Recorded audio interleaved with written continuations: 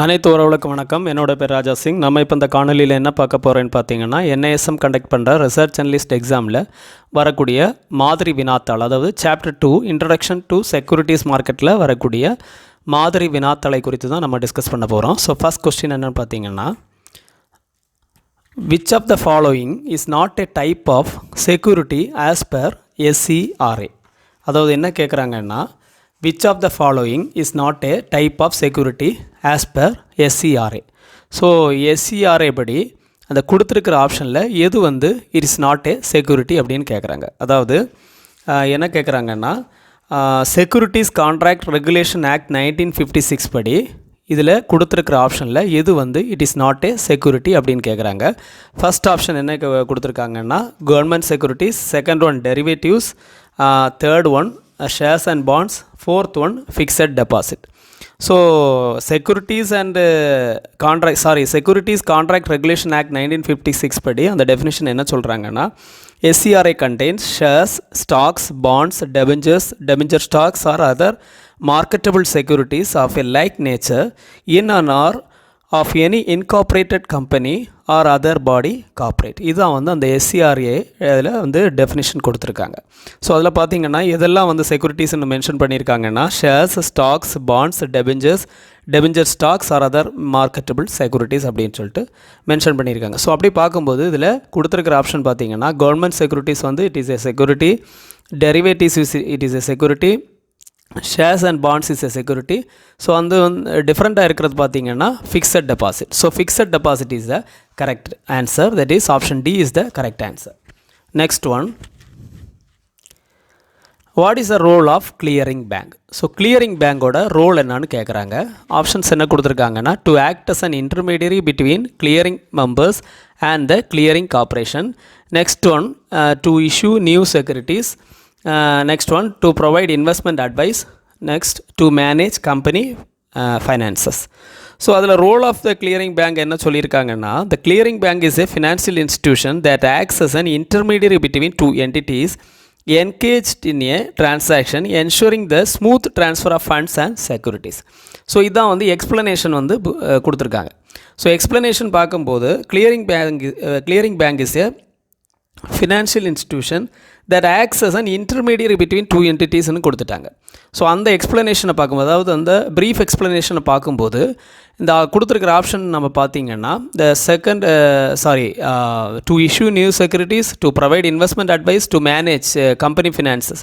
அந்த second one, third one, fourth one பார்த்தீங்கன்னா options வராது. ஏன்னா அந்த கொடுத்துருக்கிற எக்ஸ்ப்ளனேஷன் பார்க்கும்போது it is a intermediary between the two entities, that is intermediary between clearing members and the clearing corporation. So first option is the correct answer. That is the role of the clearing bank. Next one,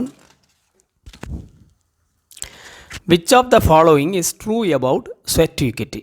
So which of the following is true about sweat equity அப்படின்னு கேட்குறாங்க. இதில் கொடுத்துருக்கிறதுல இந்த 4 ஆப்ஷனில் எது வந்து கரெக்டான explanation for sweat equity அப்படின்னு கேட்குறாங்க. ஸோ ஸ்வெட் ஈக்விட்டி ஷேர்ஸ்னால் என்னன்னு சொல்கிறாங்கன்னா, sweat equity shares are issued by a company to its employees or directors at a discount or for a consideration other than cash. So ஒரு consideration இல்லைனா ஒரு ரிவார்டுக்கு வந்து அந்த அவங்க எம்ப்ளாயீஸுக்கு வந்து அந்த கம்பெனி கொடுக்குறாங்க ஷேர்ஸை. ஸோ அதை தான் வந்து ஸ்வெட் ஈக்விட்டி அப்படின்னு சொல்கிறாங்க. ஸோ ஸ்வெட் ஈக்விட்டின்னா என்னன்னு சொல்கிறாங்கன்னா, அந்த எம்ப்ளாயீஸ் இல்லைனா ஒரு டைரக்டர்ஸுக்கு வந்து ஒரு டிஸ்கவுண்ட் ரேட்டில் வந்து அந்த ஷேர்ஸை கொடுக்குறாங்க. ஸோ அப்போ பார்த்தீங்கன்னா அது ஒரு ரிவார்டாக கொடுக்குறாங்க. ஸோ அந்த எக்ஸ்ப்ளனேஷனை பார்க்கும்போது option B is the correct answer. That is first one வராது. It is issued to the general public. Second option is it is issued to the employees at a reward for their contribution to the company. Third option, it is issued to foreign investors. Fourth option, it is a type of government security. So second option is the correct answer according to the explanation given. That is, sweat equity shares are issued by a company to its employees or directors at a discount or for a consideration other than cash. That's the correct answer. Next one, what is the significance of an active secondary market? So significant of active secondary market ன்னு பார்த்தீங்கன்னா, அதில் கொடுத்துருக்கிற ஆப்ஷனை பார்த்தாலே நமக்கு தெரியும். It promotes the growth of the primary market and capital formation. So second one is the correct answer because அந்த options எல்லாம் வராது. It helps in the issuance of new securities. It regulates the primary market. It provides free financial advice. இது எதுவுமே வராது because by seeing the option itself, it promotes the growth of the primary market and capital formation. அதாவது இது முதன்மை சந்தையின் வளர்ச்சி மற்றும் மூலதன உருவாக்கத்தை உருவாக்கத்தை ஊக்குவிக்கின்றது. அதான் வந்து அதனுடைய correct answer. Second one is the correct answer. Next one, what is a depository participant? So depository participant அப்படின்னா என்னென்னு பார்ப்போம். ஆப்ஷன்ஸ் என்ன கொடுத்துருக்காங்கன்னா, an agent of the depository through which it interfaces with investors. Second option, a company that issues new securities. Third option, a government body regulating the stock exchange, an investor in the stock market. So அந்த மற்ற ஆப்ஷன்ஸை பார்த்தீங்கன்னா, a company that issues new securities வராது, அது வந்து company இல்லை. Next one, government body stock எக்ஸ்சேஞ்சை regulate பண்ணுற ஒரு பாடி இல்லை அது. தேர்ட் ஒன் பார்த்திங்கன்னா, அது வந்து ஒரு இன்வெஸ்டரில் டெபாசிட்ரி பார்ட்டிசிபெண்ட்னா டெபாசிட்ரிக்கும் இன்வெஸ்டருக்கும் உள்ள ஒரு இன்டர்ஃபேஸ் மாதிரி ஆக்ட் ஆகுறாங்க. அவங்க தான் வந்து டெபாசிட்ரி பார்ட்டிசிபெண்ட். அதாவது முதலீட்டாளர்களுடன் அந்த ஒரு இன்டர்ஃபேஸ் வித் த டெபாசிட்ரி, அது ஒரு ஏஜெண்ட்டாக வந்து அவங்க ஆக்ட் ஆகுறாங்க. So first option is the correct answer. Next one, what is the function of NSDL? That is, what is the function of National Securities Depository Limited? அதில் வந்து options என்ன கொடுத்துருக்காங்கன்னா, issue new securities, second one hold securities in electronic form, third one provide investment advice, fourth one manage company finances. So what is mean by NSDLன்னு பார்த்தீங்கன்னா, NSDL is the old depository in India, established in 1996. அதை எப்போ establish பண்ணியிருக்காங்கன்னா 1996. அது வந்து என்ன பண்ணுறாங்கன்னா, it offers depository services to investors, issuers and intermediates in the Indian securities market. Next point. அடுத்ததாக பார்த்தீங்கன்னா, அதோடைய சர்வீசஸ் என்ன கொடுத்துருக்காங்கன்னா, dematerialisation of securities, rematerialisation, pledge and hypothecation of securities, electronic settlement of securities trade. So இந்த சர்வீசஸில் பார்க்கும்போதே உங்களுக்கு வந்துடுது, டிமெட்டீரியலைசேஷன் வருது, ரீமெட்டீரியலைசேஷன் வருது, pledge and hypothecation of securities வருது, electronic settlement of securities trade வருது. ஸோ அந்த சர்வீசஸை பார்க்கும்போது நமக்கு அதை வந்து அந்த கொடுத்துருக்கிற ஆப்ஷன்ஸை பார்க்கும்போது இஷ்யூ நியூ செக்யூரிட்டிஸ் வராது, hold securities in electronic form, because அந்த சர்வீசஸ்லேயே உங்களுக்கு வருது, எலக்ட்ரானிக் செட்டில்மெண்ட் வருது, டிமெட்டீரியலைசேஷன், ரீமெட்டீரியலைசேஷன்லாம் அதிலே வருது. ஸோ அதை பார்க்கும்போதே நமக்கு வந்து ஆப்ஷன் பார்த்தீங்கன்னா, hold securities in electronic form, that is a main function of National Securities Depository Limited. Next one, what does an offer for sale entail? So offer for சேல்னா என்னென்னு கேட்குறாங்க.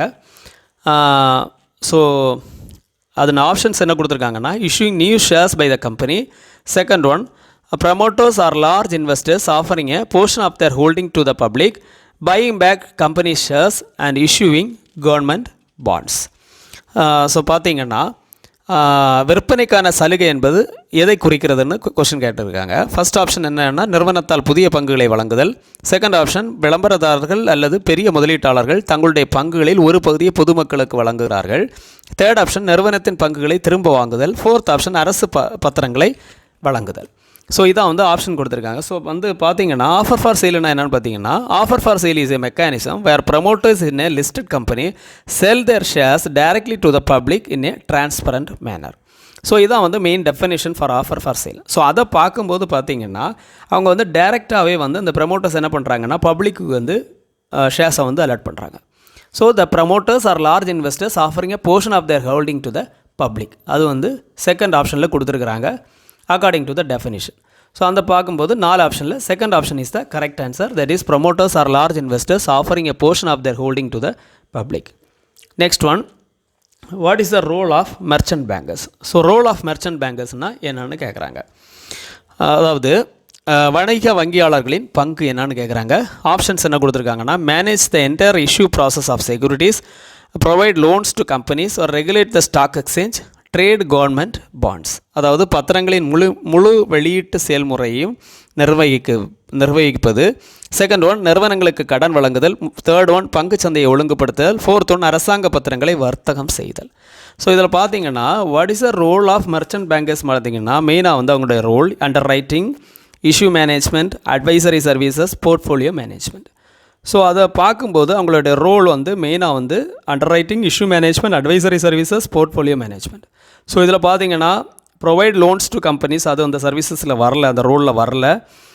தேர்ட் ஆப்ஷன் பார்த்தீங்கன்னா, regulate the stock exchange, அது வராது, கண்டிப்பாக வராது. Trade government bonds, அதுவுமே வராது. Manage the entire issue process of securities, because இந்த role itself they have mention that underwriting, issue management, advisory services, portfolio management. So இதை பார்க்கும்போதே the first option is the correct answer. That is manage the entire issue process of securities. Next one, what is a global depository receipt? Global depository receiptனா என்னன்னு கேட்குறாங்க.